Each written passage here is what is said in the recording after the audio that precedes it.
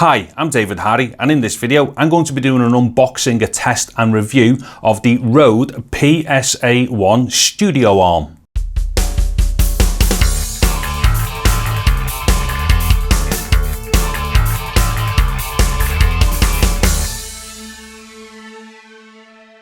Okay, so what I'm going to do here is a very quick unboxing of the PSA1, just so we can see all the bits that come with it. Then what I'll do, I'll kind of show it in kind of situ for my particular use, and then I'll give a couple of examples of it as well, with maybe one or two different microphones kind of placed on it, coming in an overhead position for my typical use. Now, the other thing as well, just to let you know before I get into the unboxing and carry on with it, for all of the audio here until I actually get to using the PSA1, I'm using a Clippy EM172 omnidirectional lavalier. I'm also using a Rode link as well to connect it to the camera. What I will do after I've finished doing all this stuff, I'm going to give a little bit of information about this microphone as well, because I think this is something that a lot of people may find very interesting also. Okay, so what I'll do now, I'll kick into the unboxing. So what I'm going to do first of all is just go around the box itself, and what I will do, I'll show any of the faces on the box that have got information on them. So if you need to read any of this, just pause the video and then continue after you've read what you need to read. So what I'm going to do now, I'm just going to pull everything out of the box, lay it on the table just so we can see everything in one go, and then I'll run through each of the elements individually. So what we can see now on the table there is just everything that comes in the package. So what I'll do, I'll go through these bits individually and explain what they are. So first up is the clamp, which allows us to actually clamp the stand to the edge of a table or any other flat surface. Now what it is, this distance here is quite wide. It's about 3 inches to 3.5 inches, which basically means that will grip hold of like some fairly thick flat surfaces. So I'm fairly sure that's going to fit on most tables that you're ever likely to want to attach that to. And next up here is another swivel mount for the PSA1, but with this one what you do, you drill a hole into a table and then attach this into the table, and then the PSA1 fits into the top there and kind of free swivels but permanently in one position. Now the thing with something like that, I think you have to be really confident of the position that you're going to put the PSA1 in. I've also got a feeling that I'm going to love this PSA1, so there's probably no doubt in my mind that at some point that is going to get used and I will make a permanent fixture of the PSA1 on my main desk where I do all my kind of like pieces to camera and stuff. Next up is a 3/8 to 5/8 adapter. So basically what this does, the center screws onto the PSA1's adapter on the end, which is 3/8, and then that allows you then to connect anything that's 5/8 to this particular mount. And here's the manual that comes with the PSA1 as well. Now to be honest, you probably won't even need it because the whole thing is so self-explanatory. But anyway, what I will do, I'll show all the pages in the manual here. There's only a few of them. And like I said earlier on, you know, when I was showing the box, if you need to read anything here, just pause on the pages and then continue after you've read it. And so to the PSA1 itself. Now what it is, on the end here, you've got your 3/8 adapter for hanging mics off it or connecting anything else that's got 3/8 on it. Also, that is where that adapter comes into play that I shown earlier on. In fact, I'll just show you now. What happens is that screws on the end there like that, and then that now becomes 5/8. Also, there's the actual end that sticks inside of either the clamp system there or the desk system as well. Now also what you can do with this system is bury a cable inside it. So what it is, let me see if this will go into focus. There's actually channels that run through the arms and then go around the joints here, so you can quite easily thread through an XLR cable there. You've obviously got to unsolder one end or desolder one end and then resolder after the cable's gone through, but it's most certainly doable. And if you don't feel like desoldering and soldering cables in order to bury them inside the unit itself, it actually comes with 3 cable ties here. So these are 3 Velcro cable ties, which will allow you to kind of like neatly attach a cable to the outside of the arm itself. So now what I'm going to do is show the PSA1 setup the way I'm going to use it. Okay, so what it is now, I've got the PSA1 all set up. Now the only problem is I can't put these lights on because they're facing into the camera. I've not got much more light coming out through the window, so this isn't going to be particularly the best picture, unfortunately, and I've kind of focused it as best as possible and whatnot. But anyway, great. This is just to give us an idea of how it's now set up. So as we can see here, I'm using the clamp system on the end of the table. And the end of this table is quite thick as well because it's got like a metal truss underneath it, and that fitted on really well. I used to have a cheaper one that didn't, you know, I couldn't put it on there because it just wouldn't grip around the end of the table. But as you can see, this is moving around really freely. The action on this is really good. Now, the only thing that might be different here with the way that I've got this set compared to the way maybe some other people might do it is I've buried an XLR cable inside.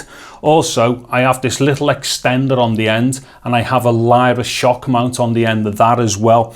And there's my my regular, you know, vloggy kind of like pieces to camera type microphone. And that is my Sennheiser ME64. So for me right now, this system just feels amazing. The quality, the build of it and everything is great. I won't rabbit on too much about the build and whatnot now because I'm going to give dialogue examples of this now set up, and I'll kind of go into a bit more detail when I do that as well. Okay, so now to an example of the PSA1 in use. So what it is right now, I've got this set up with my Sennheiser ME64, and it's just creeping out of the frame here. So what I'll do, I'll bring it in. So as we can see there it is. Now, you know, you can see here, you know, how far I can move this and how easy it is to move. Hopefully you can still hear me as I'm moving all this stuff about. Now, the other thing here, in fact, I'm going to keep it slightly in shot just so you can see what I'm doing. With some of the cheaper like little stand units, you can get these scissor stands. What happens is when you touch them or bang them, or say if you're on a table and you bang the table, what will happen is anything connected to the table like this as well is obviously going to pick up some kind of transmitted vibration through the table. But what I found with them cheaper ones is that because there's a lot of springs in them and stuff, it was almost like using a spring reverb as well with your voice. So they kind of got fairly distracting at one point. Now let me just hold on. Like I said, this is all a little bit off the cuff and very informal, the end there. But what I'll do, I'll show you what I was using. Right, so I was using one of these basic, you know, scissor stands, which I'm fairly sure loads of people have got these. And also, if anyone's got an interest in a PSA1, the chances are they may well be upgrading from one of these. Now, let me just take this little stereo bar off the end. So that's what I was using. And as you can see, I've also looped an XLR through this as well. Now, the one thing that I definitely will say, if you don't need to kind of constantly move the boom about, like as in what I was doing, swinging it and all kinds of stuff like that, if you do not need to do that, it's debatable that you really need to get the PSA1. Now, what I would say, these are brilliant for what they are. So if you just need to get something kind of like up and in front and stuff like that, and if the microphone isn't going to be getting like moved about a lot, or if this won't move about a lot, I would wholeheartedly recommend one of these. They're great. What these are going to be good for is just to get the microphone out of the shots, you know, or simply out of the shot, and also get it into a position for you where it's just out of the frame. So these are perfect for that. But they are definitely nothing compared to the PSA1. And when I say that, what I mean is just the build and everything. And the other thing that I'm mega surprised about is how easy the swivel action is on the PSA1 as well. I kind of, you know, I've used it for like 2 seconds here, and I already know that I'm going to drill a hole in the table and like plant it in the table full time. Okay, so that's basically my very first thoughts on using it, because this is the very first time I've used it, and this will give you an idea of how this is all sounding and whatnot. Not that the stand is going to suddenly make my microphone sound better or anything like that, but it will assist it as well, and especially because I've got a Lyra on the end and all that stuff. So I'm hoping to try and reduce the amount of kind of like shocks and whatnot that the microphone could possibly pick up through all that acoustic transmission through the table and whatnot. Because anybody who's maybe familiar with my videos will know I kind of move my arms around quite a bit and stuff like that. So I'm the kind of person who will kind of cause noises on things. Now, a couple of things here just before I kind of finish this video off.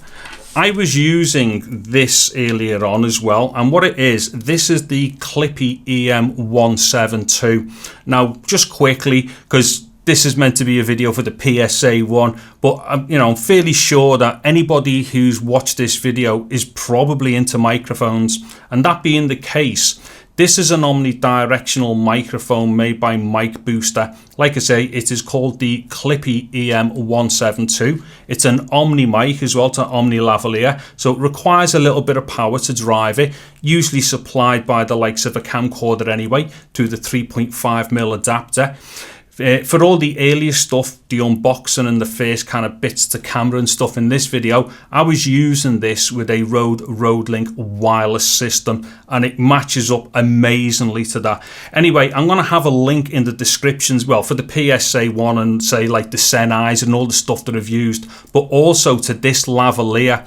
Now, at the time of me doing this video, I've been testing this and also its brother or sister microphone, which is the Clippy EM184, which is a cardioid version, very similar to this microphone, but a cardioid, both available from micbooster.com. Now what it is, I've been given two of these to kind of like test, the 172 and the 184, to have a really good test with them. Reason is because I'm a massive fan of the capsules that are used in these, so you can call me a fanboy if you want.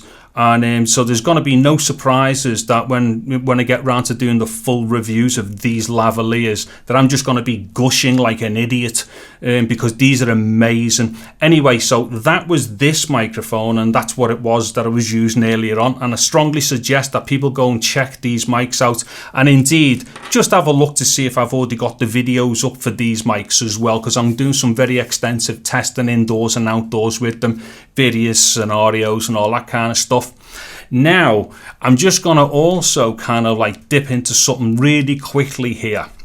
Right, my good YouTube best buddy, Mr. Ian Craig, gave me a Neewer NW-410, about a month ago, and because he's really dead cool and he's dead generous, he's given me a couple of things now. He's amazing. In fact, I'll have a link to Ian's channel also in the description here. And again, I'm rabbiting on here, but like I say, if anyone's got this far, it's because they're interested in microphones. Now, what I'm going to do, I'm going to switch over onto the NW-410 shortly, and I'm going to be powering that with a Saramonic Smartrig because it needs phantom power to drive it.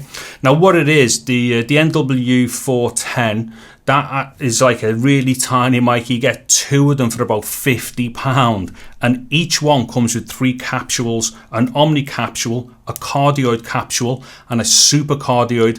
So shortly when I switch over, I will be using the super cardioid. Now the reason why I'm throwing it onto this test is because also I'm going to be doing a review, a full-blown review of that mic. But I've got to say right now, if you're like looking for a budget dialogue microphone for indoors and outdoors, this microphone is seriously amazing. So what I'll do now, I'll switch over onto the Neewer microphone. So I've now switched over onto the Neewer 410, and again, I'll try and keep this as short as I can, but like I said before, if anyone's watching this still, it's because they're into microphones, so you've probably got an interest in these types of things anyway. So what I'll do, let me just pull it into the frame. So there's the mic there. Now what I will do, I'll cut away anyway and show you the close-up of the mic and the capsules. So let me just get this out of the frame. I think it's somewhere there. What it is, I can't put my glasses on in front of these lights because I just get too much glare off my glasses, which means I can't see the actual the monitor properly for the camera. Anyway, yeah, so basically what happened, Ian Craig, that is my busy YouTube buddy, sent me this about a month ago. And I didn't have like any great expectations or anything like that, with it. Anyway, the first time I tested it out, I was absolutely shocked. It's an amazing microphone. I mean, there's the other two capsules there for it. And like I say, comes with an Omni, a cardioid, and what I'm on at the moment is a super cardioid. And I personally find that the super cardioid works amazingly well, and that's indoors and outdoors. It's a fantastic microphone. Anyway, so this was really just to give people a little taste of something else, because they may be interested in microphones. And I am going to get around to doing a full-blown video about this one mic, so I kind of won't spoil it too much by going into too much detail in this video. But suffice to say that I'm massively impressed with it, and I've been pairing it up with like a number of other cameras and different recording devices, and everything that I've tried it on, it is at the very least great. On some of the stuff, it's just outstanding. And like I say, it was like, I think they cost like say 50 quid, you get 2 of them. So realistically, you're talking say £25 for one of these microphones. Also, I paired it up with a Saramonic Smartrig, which is one of the cheapest and probably one of the best microphone preamps you can get as well for your camcorder. Again, I'll have descriptions, I'll have links in the descriptions for all these things. Oh yeah, and just one other thing as well about that Clippy. That Clippy microphone at the moment, I think, is £31.50. But like I say, you know, the problem with them doing giving prices out on videos and stuff is that these prices chop and change. I mean, at the moment, that PSA1, oh yeah, let's get back to the PSA1 just for the end.